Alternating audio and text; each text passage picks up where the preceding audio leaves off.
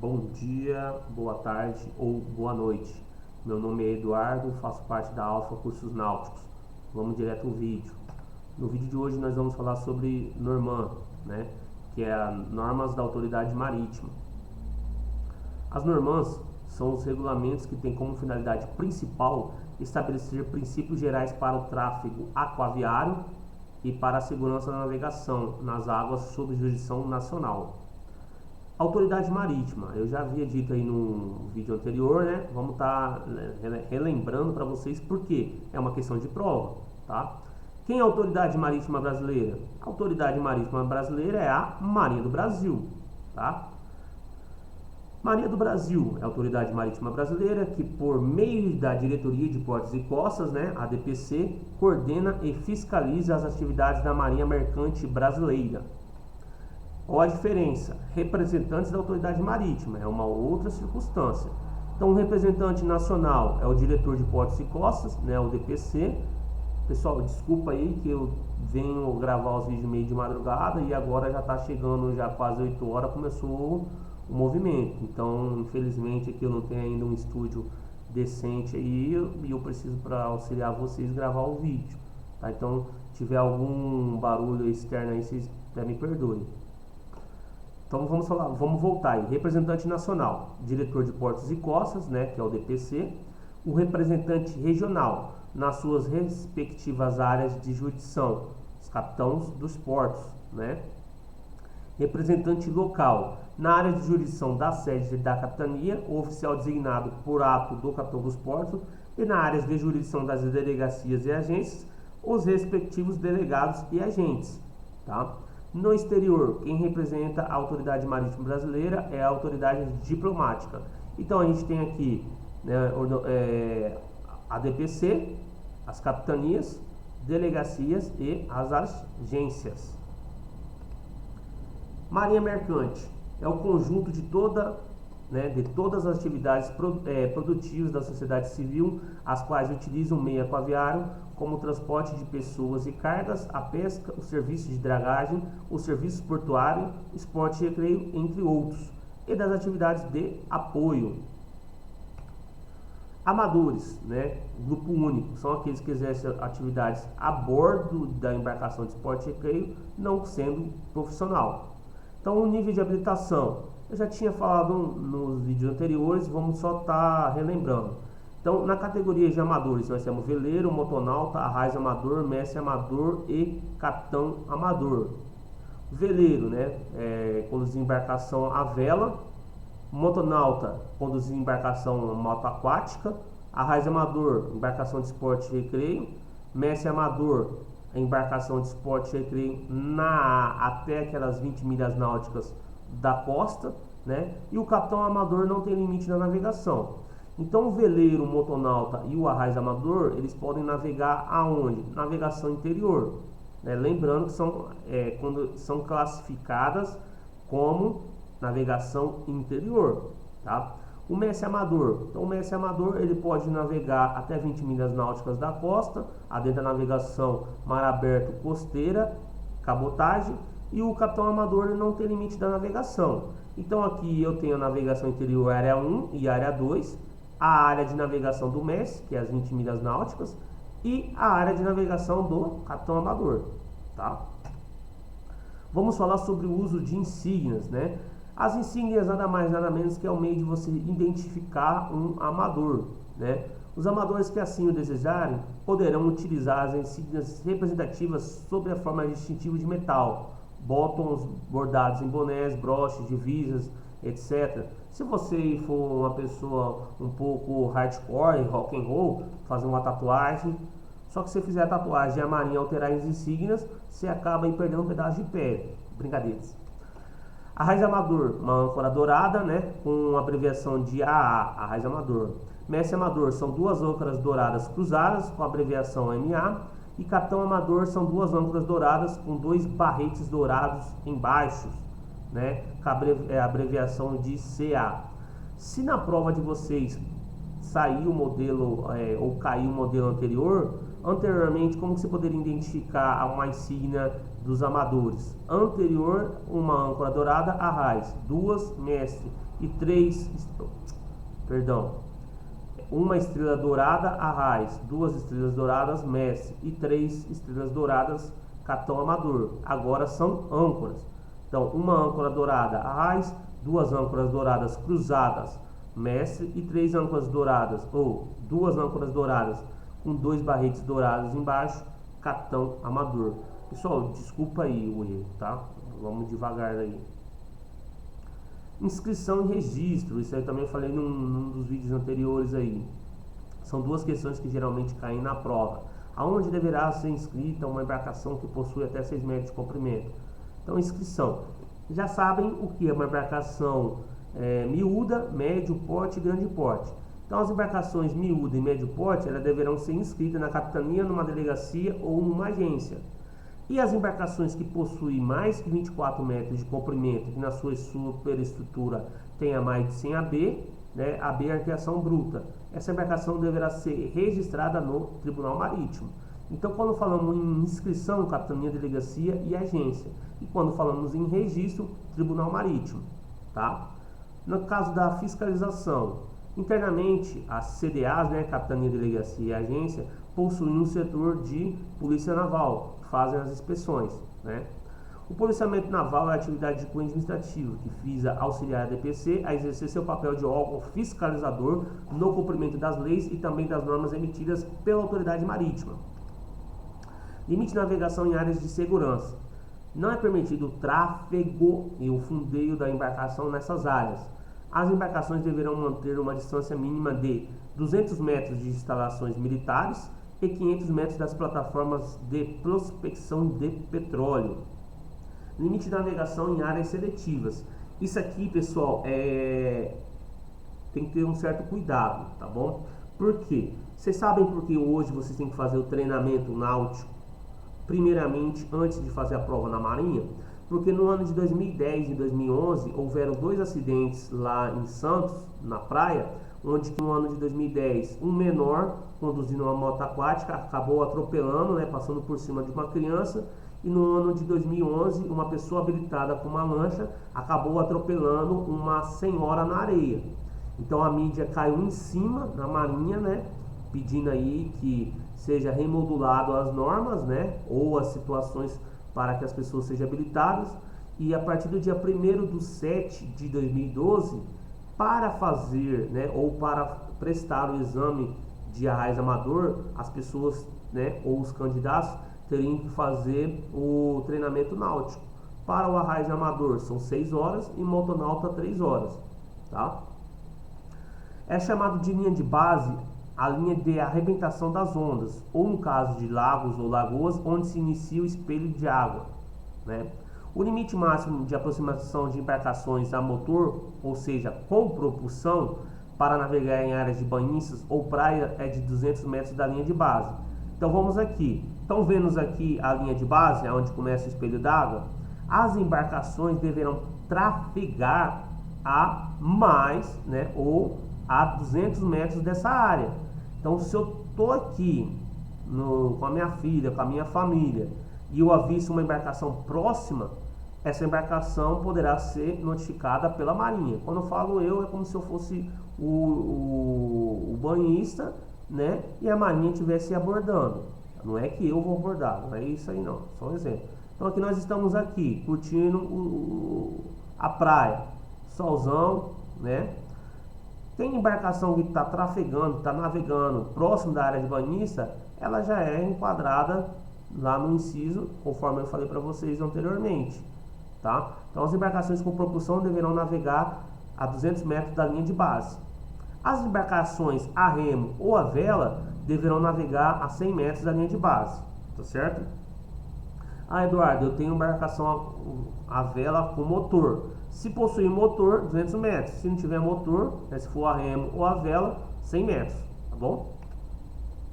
Código Internacional de Sinais, né? Aqui, geralmente eu passo no treinamento náutico alguns alunos que a gente deve conhecer a bandeira alfa, que é a operação de mergulho, né, mergulhadores na água, e a bandeira Oscar. A bandeira Oscar é homem ao mar. Quando falamos em homem ao mar, é um homem, mulher, uma criança, um ser vivente, tá bom? Ah, Eduardo, pergunta de vocês, né? Vamos imaginar que vocês estão me perguntando. Cai as bandeirinhas desenhadas na prova? Claro que não, não é igual a prova do Detran. Vai cair, o que significa, exemplo, da bandeira alfa, ou o que significa a bandeira Oscar, entendeu? Então vocês têm que dar a definição dela. Opa, vamos voltar aqui também. Na minha prova de instrução caiu assim: qual bandeira poderá ser içada juntamente com a bandeira alfa? A bandeira alfa é a operação de mergulho, né? Mergulhadores na água. Qual bandeira poderá ser içada juntamente com a bandeira alfa? A bandeira de mergulhador profissional. A bandeira de mergulhador profissional, ela é encarnada com uma faixa transversal branca. Então a bandeira de mergulhador profissional poderá ser içada juntamente com a bandeira alfa. Embandeiramentos, né? O cerimonial marítimo prevê os embandeiramentos nas seguintes datas: Grande Gala, 7 de setembro e 15 de novembro. Pequena Gala, 1º de janeiro, 21 de abril, 1º de maio, 11 de junho, 19 de novembro, 13 de dezembro e 25 de dezembro. E funeral, 2 de novembro. Uso da bandeira nacional. No interior dos portos, a bandeira nacional deve ser usada na polpa da embarcação, de 8 horas da manhã até o pôr do sol. Isso aqui também é uma questãozinha que cai na prova. Qual é o horário de uso da bandeira nacional? 8 horas da manhã até o pôr do sol. Ah, Eduardo, mas aonde eu moro o pôr do sol é tal horário. Meu amigo, você vai seguir aí o fuso horário onde você se encontra. Por quê? No território nacional nós temos 4 fusos horários. Brasília, Manaus, Acre e Fernando de Noronha. Então, se o pôr do sol aí na sua localidade é às 20 horas, vai seguir às 20 horas aí, de acordo com o fuso horário seu aí, tá certo? Situações diversas. O amador pode ter sua carteira de habilitação cancelada nas seguintes situações: quando conduzir embarcação com carteira de habilitação suspensa, no caso de reincidência, ou entregar a condução da embarcação a alguém sem habilitação. Condutores de dispositivos flutuantes, tipo canoas, caiaques, pedalinhos ou pranchas, utilizados para recreio ou prática de esportes, estão dispensados de habilitação. Então, aqui no caso, se você se enquadra em um desses tipos de circunstância por não possuir propulsão, não é recomendado, né? Não é obrigatório você ter o arraiz. O que está acontecendo muito aí? As pessoas estão comprando caiaque e quer colocar motor 1, 2, 3 HP. Se você fizer isso, você vai ter que inscrever o caiaque na marinha, como se fosse um bote normal, e você tem que fazer um treinamento náutico para fazer a prova na marinha de arraiz amador, porque você deverá ser habilitado. Lembra? Arraiz amador inicia com 18 anos e arraiz amador é habilitação para conduzir embarcação de esporte, recreio e lazer. Para você conduzir o caiaque com motor, você tem que inscrever o caiaque na marinha e tem que ser habilitado, tá? Os conhecimentos mínimos para a habilitação de motonauta são os mesmos do arraiz amador. Então, na prova de arraiz amador, são 40 questões, você tem que acertar 50%, ou seja, 20 questões. Na prova de motonauta, são 20 questões, você tem que acertar 50%, 10 questões. O que acontece? Como a regra de condução e navegação é a mesma do arraiz amador, o motonauta às vezes ele sente mais dificuldade quando ele vai fazer a prova, porque ele pensa que só vai cair questão só sobre a moto aquática, e não, vai cair regra de condução, regra de navegação do mesmo do arraiz, tá? É proibido o aluguel de uma embarcação de esporte e recreio quando não for classificada para turismo ou diversão. Proprietário é pessoa física ou jurídica em nome de quem a embarcação está inscrita na capitania, delegacia ou agência. Peraí, pessoal, vamos voltar aqui. Essa parte aqui do aluguel da embarcação é quando você, por exemplo, vai contratar uma embarcação, né? Você quer ir alugar a embarcação. O correto é, como essa embarcação vai ser alugada, ela está classificada de acordo com a situação que você vai fazer. Então, por exemplo, transporte de passageiro, pesca, né? Então são um tipo de classificações aí que devem ter na embarcação. Apoio ao turismo, né? Proprietário, pessoa física ou jurídica em nome de quem a embarcação está escrita na capitania, delegacia ou agência. O documento que comprova a propriedade da embarcação é o TIE, de descrição de embarcação. Termo de responsabilidade, é o documento formal necessário à inscrição de embarcação. Hoje em dia, o termo de responsabilidade ele já vem vinculado ao BSAD, que é o Boletim Simplificado de Atualização de Embarcação, tá? Aí tem um exemplo desse termo, que já fica no BSAD, quando você vai escrever a embarcação inicial.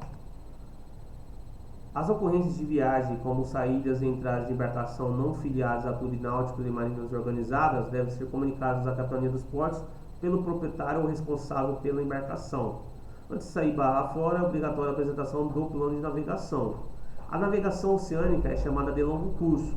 As embarcações de esporte e recreio não podem ser classificadas como longo curso, tá? No caso de uma embarcação estrangeira, apresenta irregularidades representando ameaça de dano ao meio ambiente, à tripulação, a terceiros ou à segurança do tráfego aviário, a mesma pode ser ordenada a sair da nossa águas jurisdicionais, né? São duas situações que geram o condicionamento da inscrição da embarcação: naufrágio e o abandono. Questão de prova também.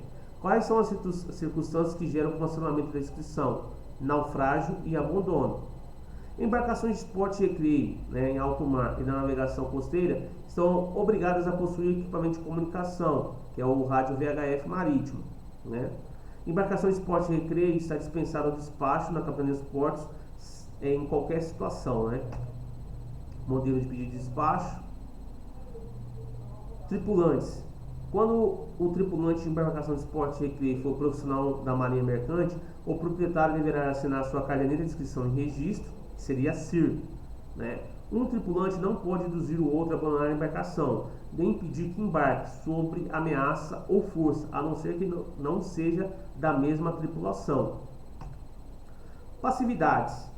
É passível de ocorrer interrupção da singradura de uma embarcação nos seguintes casos: quando ela estiver com excesso de lotação, poluindo as águas ou com falta de um número mínimo de extintor de incêndio, interromper singraduras, tá?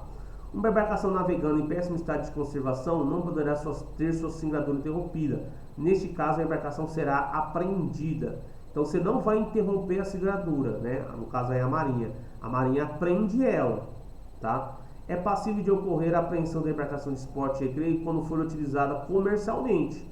É o caso que eu falei no vídeo anterior. Então você está com sua embarcação aí classificada como esporte e recreio fazendo transporte de passageiro. Não pode, tá? Se você quer fazer transporte de passageiro, trabalhar como piloteiro, tem que ser um aquaviário e a embarcação está classificada como atividade comercial.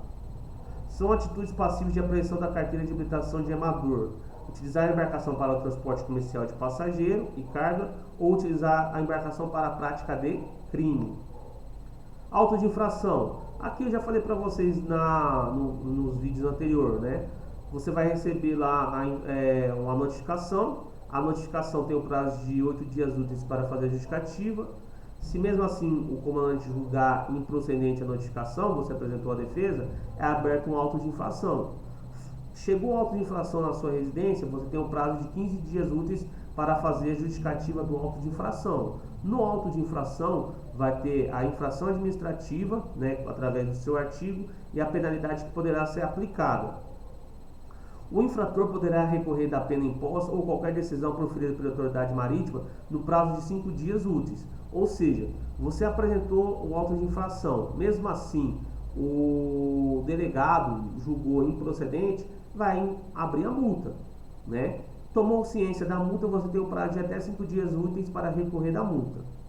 A autoridade marítima sustará o andamento de qualquer documento ou ato administrativo de quem estiver em débito decorrente de infração até a sua quitação. Atenção, isso aqui acontece muito. Joãozinho vendeu a embarcação para o Manuel. Aí Manuel comprou a embarcação, vai fazer a regulamentação junto à Marinha, vai dar a entrada para fazer transferência de propriedade. Quando chega na Marinha, consta um auto de infração no nome do Joãozinho, pessoa que vendeu. Só que o Joãozinho sumiu na braquiara, sumiu no mundo. O que acontece? O Manuel só vai conseguir regularizar essa embarcação se for quitado nesse auto de infração.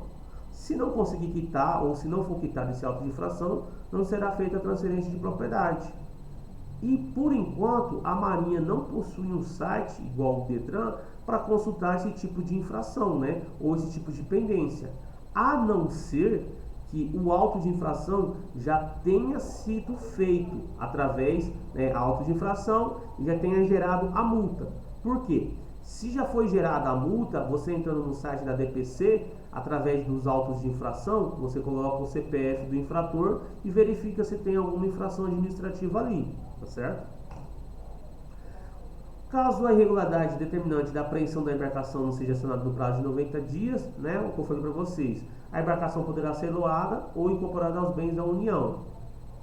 As infrações cometidas nas áreas adjacentes às praias poderão ter pena de multas aplicadas pelos órgãos municipais. Lembrando, somente se a autoridade marítima, né, no caso a Marinha do Brasil, tiver algum tipo de convênio, tá? Então, se, por exemplo, o município X quiser autuar, né, ele tem que ter um convênio junto à Marinha, não chegar somente lá, não, eu quero autuar a embarcação tal. Então tem que fazer um convênio, nesse convênio a Marinha vai colocar todas as diretrizes que é necessária. Perdão. A demolição ordenada pela autoridade marítima de obra ou prefeitura será realizada pelo infrator, que arcará também com as despesas referentes à recomposição do local. Os danos causados a sinais náuticos sujeito ao causador é reparados, né? Já falei também para vocês. E as multas serão fixadas anualmente pelo Poder Executivo. Muito obrigado, né? Nosso contato alfetn@hotmail.com, telefone WhatsApp 18 981 26 3592. Obrigado, hein, pessoal.